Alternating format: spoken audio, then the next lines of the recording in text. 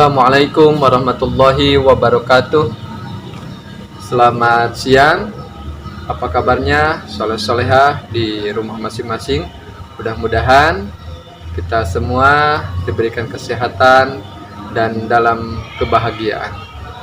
Alhamdulillah, di siang hari ini soleh-solehah berjumpa lagi dengan Ustadz Subur, yang mana insya Allah dalam kesempatan ini kita akan belajar bersama-sama. Namun sebelum kita melanjutkan pembelajaran di hari ini, mari kita awali dengan sama-sama membacakan doa kepada Allah Subhanahu wa Ta'ala. Bismillahirrahmanirrahim. Rabbi zidni ilman nafi'an warzuqni fahman wasi'an. Amin ya Allah ya Rabbal alamin.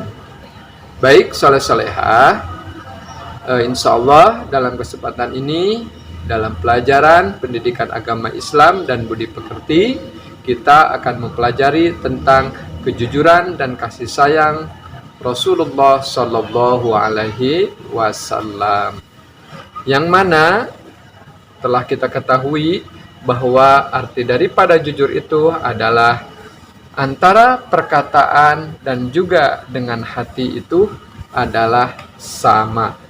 Jadi tidak ada kebohongan.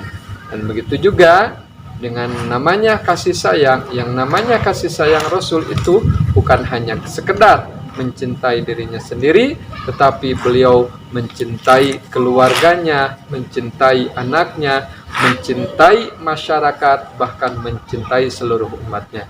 Baik soleh-solehah yang Bapak cintai, untuk lebih jelasnya mari kita simak pelajaran PAI berikut ini.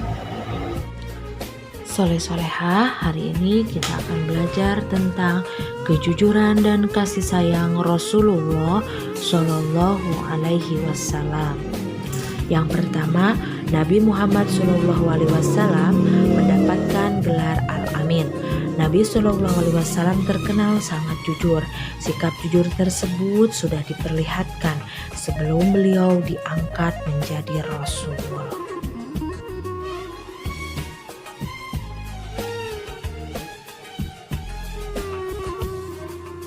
Pada usia 35 tahun, Nabi Muhammad SAW bersama-sama dengan orang-orang Quraisy diminta untuk memperbaiki Ka'bah.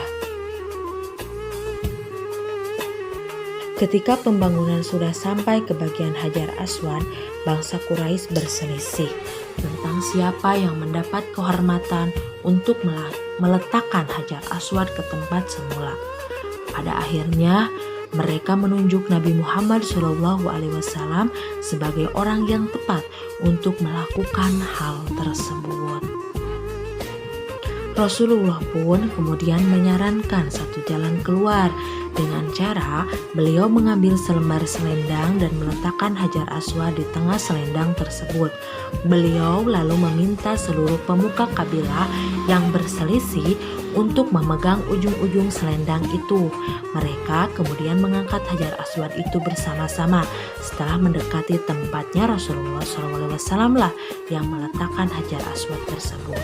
Dan akhirnya para kabilah yang berselisih pun setuju dan meridhoinya. Sejak saat itu, beliau dikenal di antara kaumnya dengan sifat-sifat terpuji. Para sahabat dan pengikutnya sangat menghormati dan mencintai beliau, sehingga beliau diberi gelar Al-Amin, yang artinya orang yang dapat dipercaya. Yang kedua, kasih sayang Rasulullah SAW terhadap anak, keluarga, orang tua, dan masyarakat.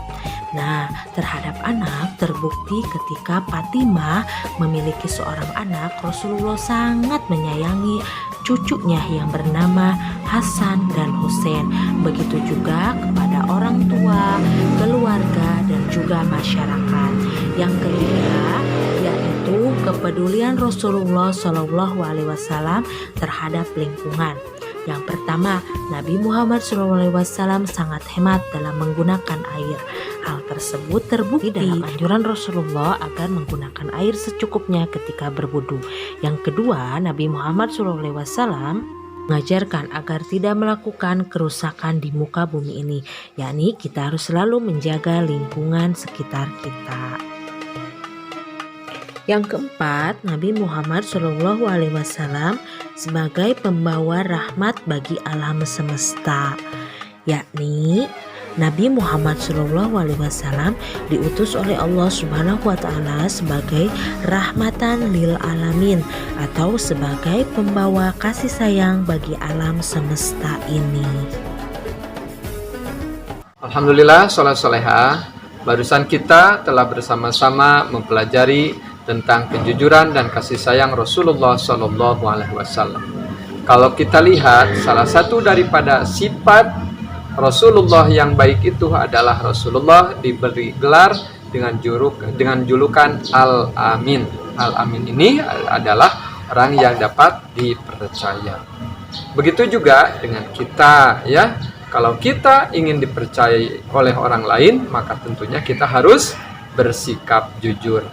Selain daripada jujur, sikap yang harus kita teladani dari Rasulullah yaitu sikap kasih sayang kita, baik kepada orang tua, kepada guru, kepada teman. Yang intinya kita menghormati orang yang lebih tua daripada kita, menyayangi orang yang lebih rendah umurnya daripada kita. Soleh-soleha yang Bapak banggakan, Bapak harapkan soleh-soleha semuanya di rumah senantiasa bersikap jujur dan juga kasih sayang terhadap sesama manusia, maupun juga terhadap hewan atau juga terhadap alam.